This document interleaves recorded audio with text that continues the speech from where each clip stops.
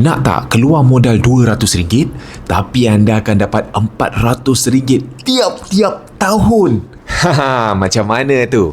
Shh, dengar sampai habis. Ini bukan money game, tetapi ini real business. Anda keluarkan modal RM200 untuk beli 10 keping SIM card Tun Wow. Satu keping SIM card Lite RM19.50. Anda beli 10 keping SIM card siap dengan post, modal dalam RM200. Lepas tu, SIM card ini anda daftarkan 10 orang kenalan-kenalan rapat anda. Mak ayah kita ke, atuk nenek kita ke, adik-beradik kita ke, suami isteri ke, anak-anak kita ke, kawan-kawan kerja, kawan-kawan belajar. Siapa-siapalah, tak kisah. Korang nak jual boleh, korang nak bagi free pun boleh. Ikut suka. Tapi pastikan mereka guna SIM card tu. Nak pastikan mereka guna ni senang saja. Sama ada mereka kekalkan nombor lama sedia ada ataupun jadikan saja SIM card Tun Wow tu sebagai talian utama. Macam mana boleh dapat RM400 tu? Bila anda dah daftarkan 10 orang tersebut, katakanlah seorang top up RM35 sahaja sebulan. Komisen anda akan dapat sebanyak 10%. Jom kita kira. 10 orang, semua top up RM35 sebulan dan anda dapat komisen 10%, maka income anda akan dapat adalah sebanyak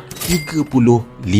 Itu baru dia top up bulan pertama. Bulan depan dia top up lagi dan seterusnya. Jadi tiap-tiap bulan anda akan dapat RM35 tersebut. Setahun anda dah dapat sebanyak RM420 guys. Bayangkan anda keluarkan modal RM200 sekali saja, tapi anda dapat RM420 tiap-tiap tahun. Wow, kejap, bukan itu saja. Ini belum lagi dikira bonus fast track. Setiap orang yang anda daftarkan, anda akan dapat RM9. Kalau 10 orang anda daftarkan, anda dah dapat RM90. Kejap, ada lagi. Jika anda daftarkan 20 orang dalam masa 45 hari, maka anda boleh dapat lagi extra reward sebanyak RM200 percuma. Tak tahulah macam mana nak explain pasal SIM card ni. Jangan risau guys. Kita dah sediakan video panduan macam mana anda nak cerita dalam masa 5 minit saja. Settle. Gambar-gambar, video semua kita dah sediakan. Senang anda nak tunjukkan bukti-bukti kelebihan SIM card Tun Wow tu. Apa lagi? Terus keluarkan modal, invest sekarang. Anda invest modal RM200, maka anda akan dapat bonus fast track. Dan setiap tahun anda akan dapat.